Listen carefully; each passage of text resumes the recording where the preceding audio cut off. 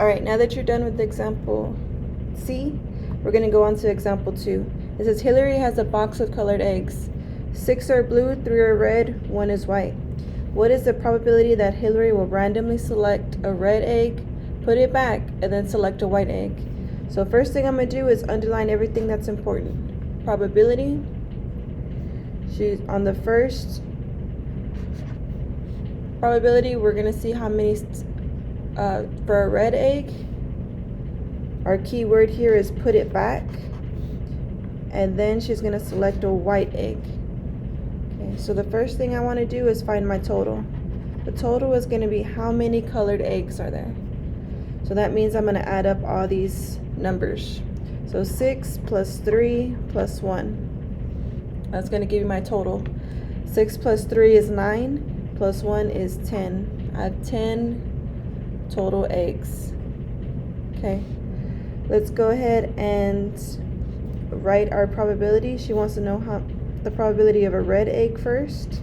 So P parentheses over total equals, well, how many red eggs do I have? I have 3.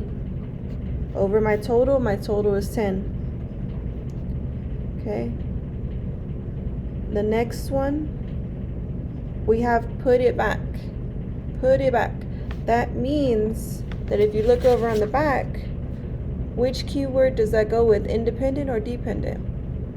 Well, it's right there, put back. That's going to be independent. So that means our no change in the total.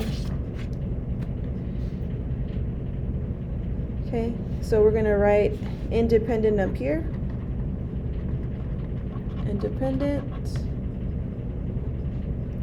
Because that's going to let me know there's no change in total. Okay, she's putting that egg back. The next word is going to be and. I told you when you see and, you are going to multiply. So we're going to multiply, and let's write out our second probability. We want to know what happens when we select a white egg. So we're going to write P parentheses white over total. My total does not change. It's going to be 10. So I'm going to write 10 on the bottom. And how many white eggs do I have? I have 1. So now that I have my two fractions, I can go ahead and multiply. So it's going to be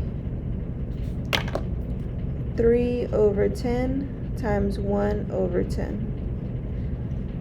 Remember, you're multiplying straight across. We're going to multiply top times top and bottom times bottom. 3 times 1 is 3, and 10 times 10 is 100. If we don't know what 10 times 10 is, you better do it on the side. 10 times 10. And do that math. Okay. All right, let's go on to example 3. Example 3 says Hillary has a box of colored eggs. 6 are blue, 3 are red, 1 is white. What is the probability that Hillary will select a red egg, keep it, and then select a white egg? So this question is pretty much the same. The only difference is our keyword. Our keyword is keep it. So after she first randomly selects an egg, she's going to keep it and then select a white egg. So let's go through our steps again. The first thing we're going to do is find our total.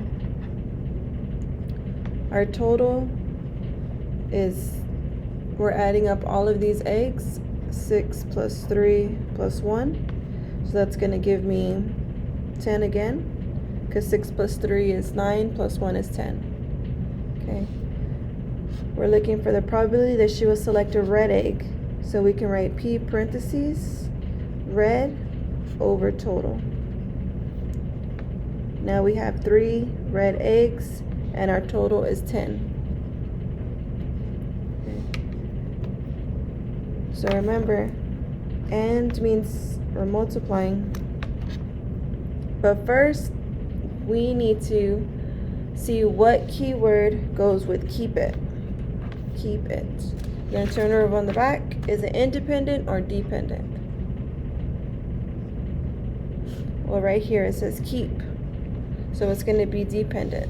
So that means our total will change. So we will not put that egg back once we select it.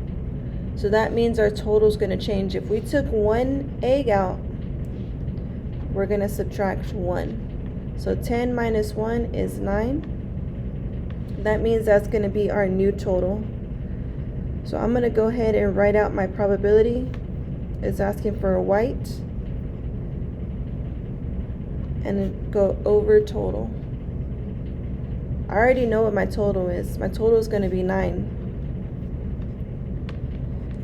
Now, how many white eggs do I have? I only have 1. So I'm going to put that over 1. Okay. So now that I have my two fractions, I'm going to multiply them because I saw the word and in there. So 3 over 10 times 1 over 9. Multiplying straight across.